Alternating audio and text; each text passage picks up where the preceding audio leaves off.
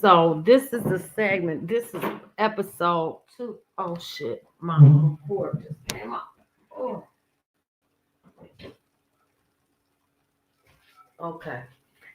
This is sorry about that. This episode 2 of Defund the Police, Black Lives Matter. Episode 2, you can't make this up. So let's get right into it, before I get sleepy, because I sure don't want to fall asleep back on live like I did before. So I found this to be, remember Black Lives Matter, defund the police. So this lady in San Francisco, she goes viral after begging for help when everything she owned was stolen in San Francisco. The cops didn't do shit. That's the title. Look, I thought this was soulful. You can't make this up.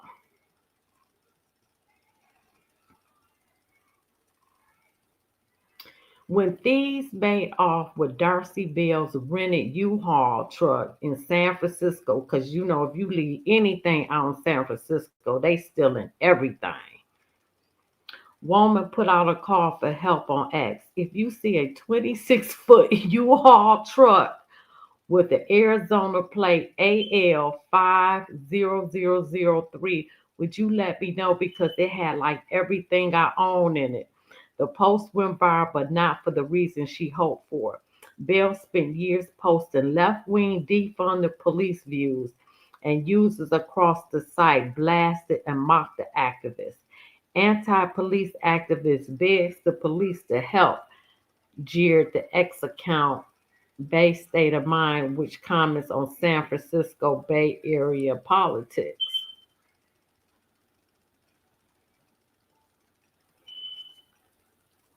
Tom Wu, an addiction recovery advocate who has nearly 30,000 followers, posted a screenshot of the previous post in which Bell blasts San Francisco police alongside a screenshot of her recent plea.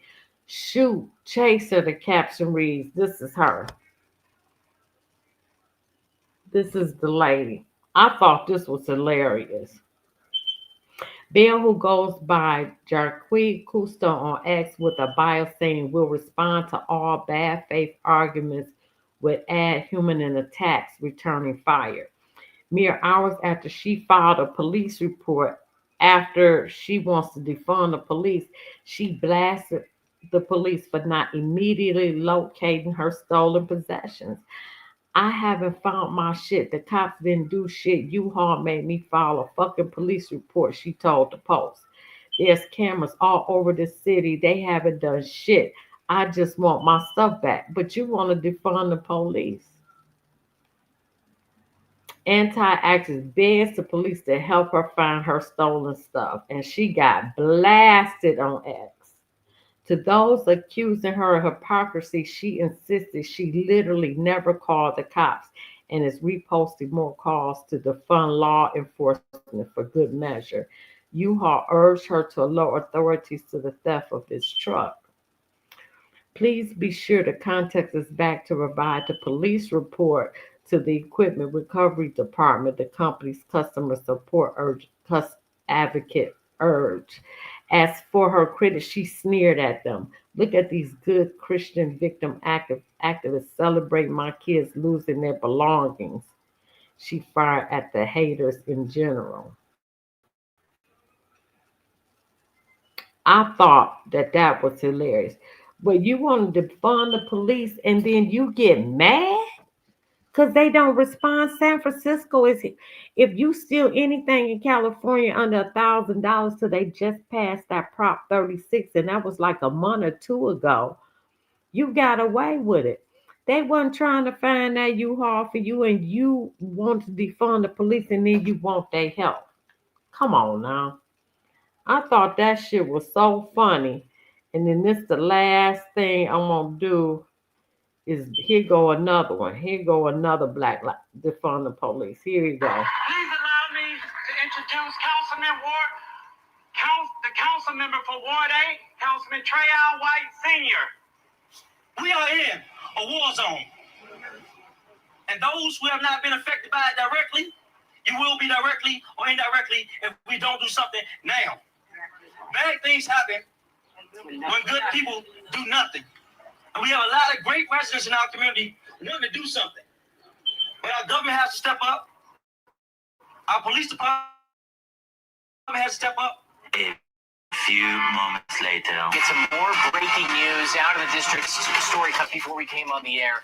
A DC council member is under arrest tonight. According to law enforcement sources familiar with the investigation, federal authorities arrested Ward 8 DC council member Trayon White today. Council member Trayon White allegedly accepting envelopes with cash inside, anywhere from $5,000 to $15,000. Now, the FBI says they have White accepting these bribes on video.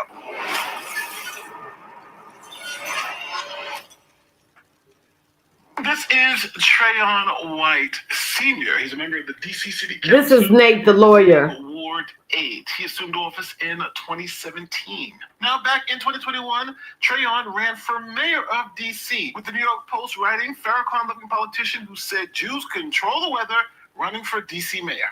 Now, we have seen Trayon White before here on this channel. See, about a year ago, I did this video that says Democrats beg for help as crime forces supermarkets that close in D.C. Now, the reason these stores were closing was because D.C. had a crime problem. That still do. Back to the summer of love. This is after the murder of George Floyd, and people are marching in the streets. Now, left-wing politicians in a lot of these Democratic-run cities decided enough was enough, and they made a hard left turn down the road of police reform. Now, to show how much they were committed to the Black Lives Matter movement, they painted the words Black Lives Matter right in front of the White House. Black Lives Matter painted on the street leading to the White House Friday. Washington, D.C.'s Mayor Muriel Bowser posting a look from above and further endorsing the movement, saying the section of 16th Street in front of the White House is now officially Black Lives Matter Plaza. Trump, who had... Well, Trump got rid of that soon as he took office. It ain't there no more.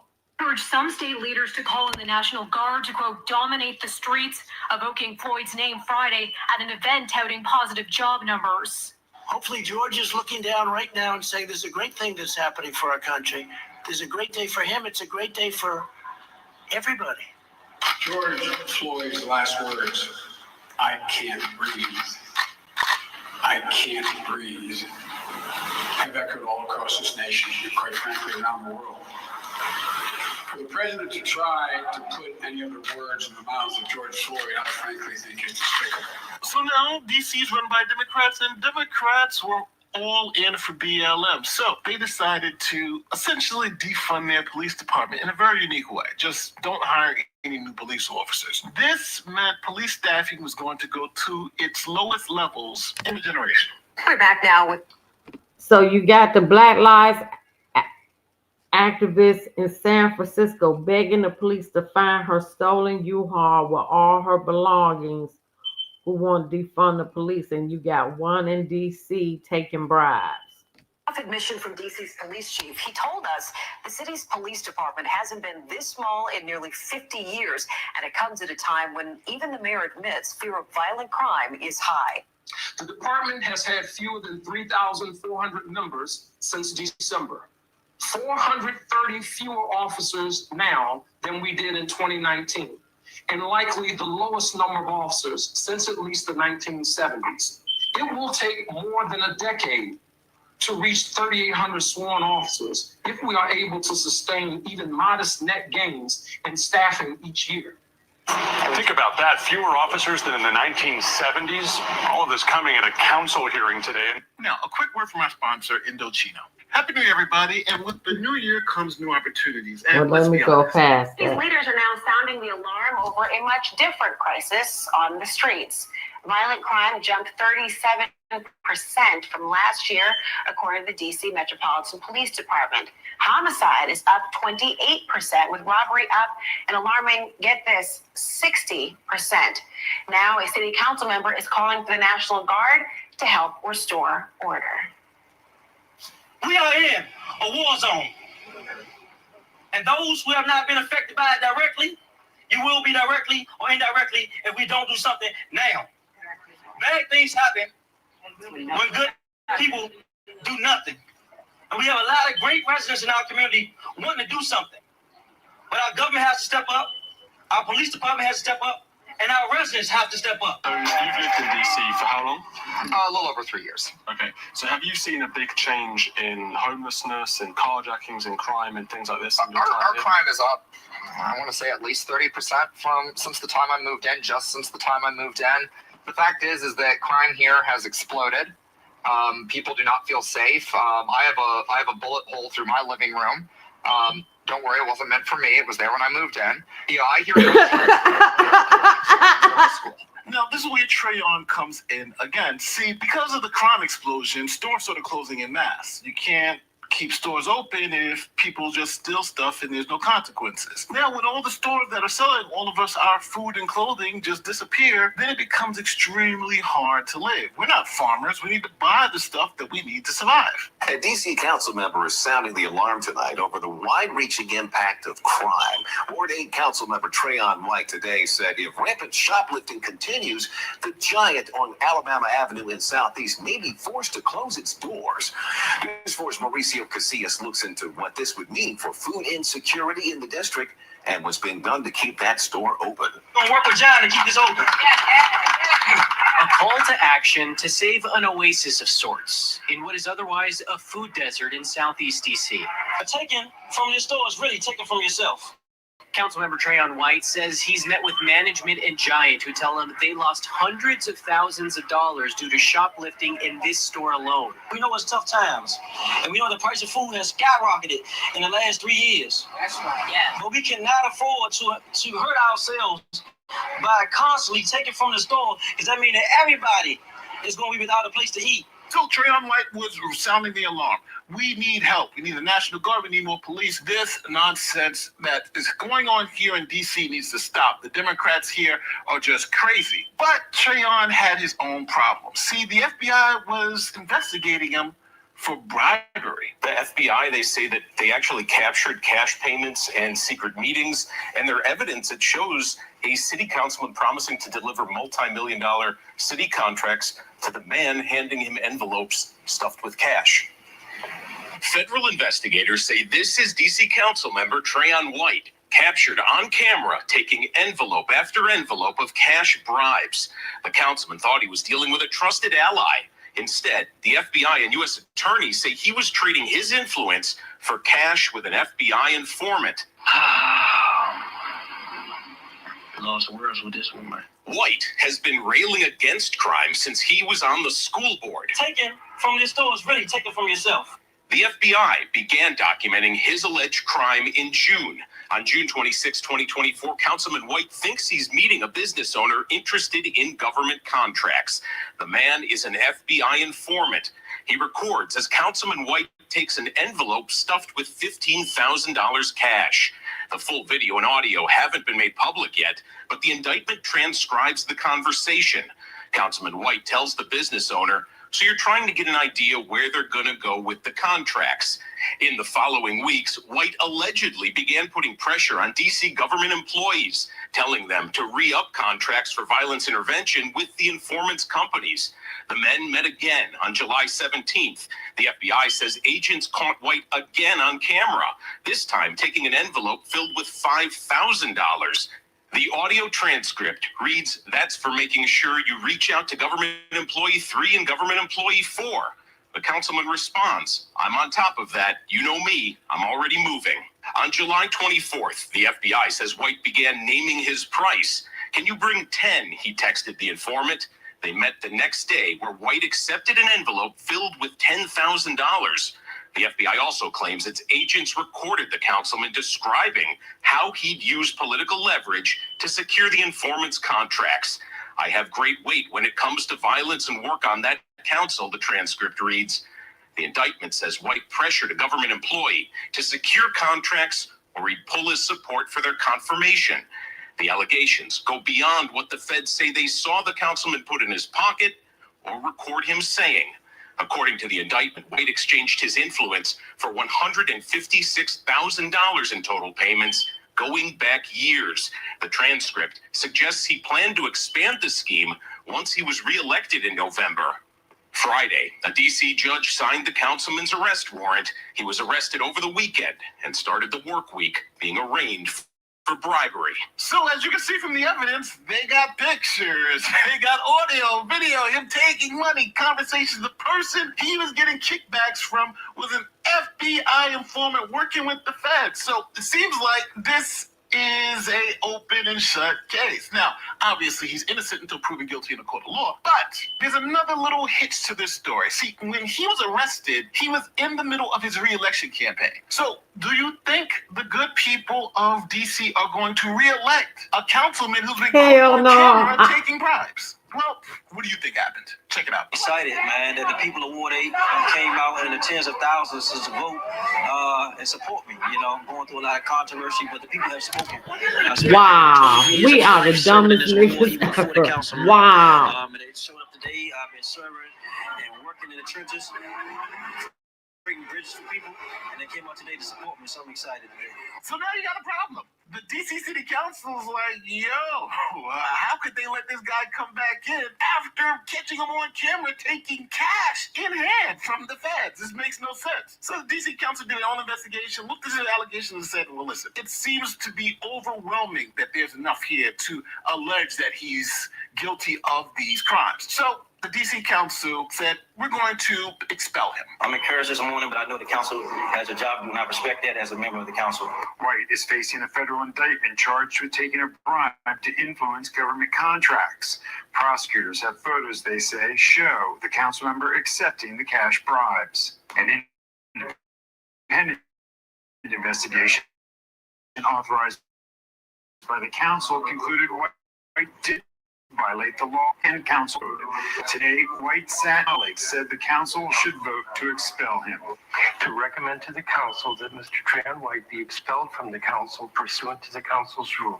It is therefore with a heavy heart that I conclude, as the chairman has, that we have no choice but to vote to expel Councilmember Trayon White from the Council of the District of Columbia. It is my hope that Councilmember Trayon White will not see this process to the end, but will resign. Expulsion is an appropriate sanction in light of the serious violations of the DC Code of Conduct and the Council's Code of Official Conduct, and I support the Council moving forward with an expulsion resolution today. I believe this committee should vote to expel Mr. Trayon White. There is only one path forward, and I support the motion for expulsion. These violations of law, without question, amount to a gross failure to meet the highest standards of personal and professional conduct, leaving this committee no choice but to recommend the sanction of expulsion. After the hearing, White gave the same answer as he was peppered with questions by reporters. No comment at the moment. Thank you. So now there's going to be a vote by the entire council in the beginning of February on whether to expel this newly elected councilman from the DC Council. But there's a chance that when they have a special election to fill the seat, this same council member would likely win again. So what happens if you expel him, he runs again for a seat and wins again? What does the council do? Well, here is the news explaining it. So what happens if the council does vote him off? Yeah, so that would mean there would be a vacancy on the DC Council. By law, the DC Board of Elections would have to schedule a special election to fill that seat. That would be within 4 to 6 months after that vote. In all likelihood, Councilmember White would run for that seat, and in all likelihood, he would win, be sworn back into the council, and then his colleagues would be faced with the question of whether or not they want to vote for a second time to overturn the will of the Ward 8 voters and to remove him from the council. I asked both Chairman Mendelson and Councilmember McDuffie, the chair of this ad hoc committee, about that dilemma. Neither one of them wanted to take it on right now. So I'll leave it to you. You have someone who's been caught with their hand far in the cookie jar, cash in hand, as you saw from some of the pictures with the FBI, and he's likely going to be expelled and then likely going to win his own seat back. What do you do if you're the DC Council? So do you go through this whole thing a second time? Do you expel him again? I don't know if that's the right answer. But hey, I'll leave the hard questions to you. Don't forget, like, share, subscribe, delegate YouTube stuff. My name is Ape the Lawyer, and I'm going to see you in the next one. You know what? Let me see. What did they say that man's name was? Shit, I don't forget.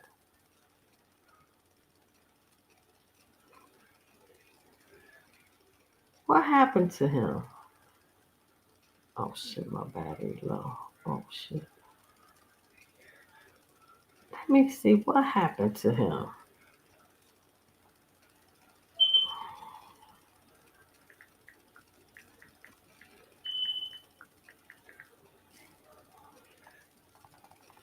Black Lives Matter. Hold on.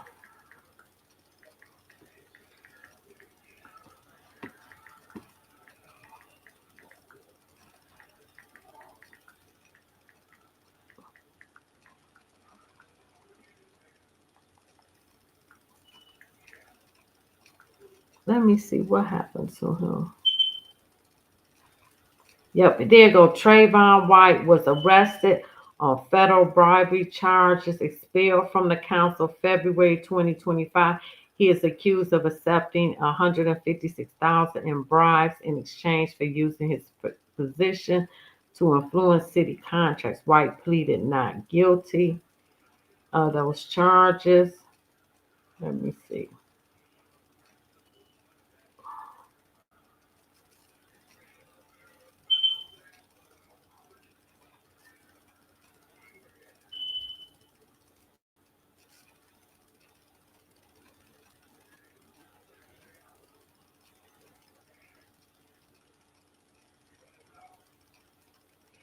So it looked like he's still fighting these bribery charges because he was expelled in February.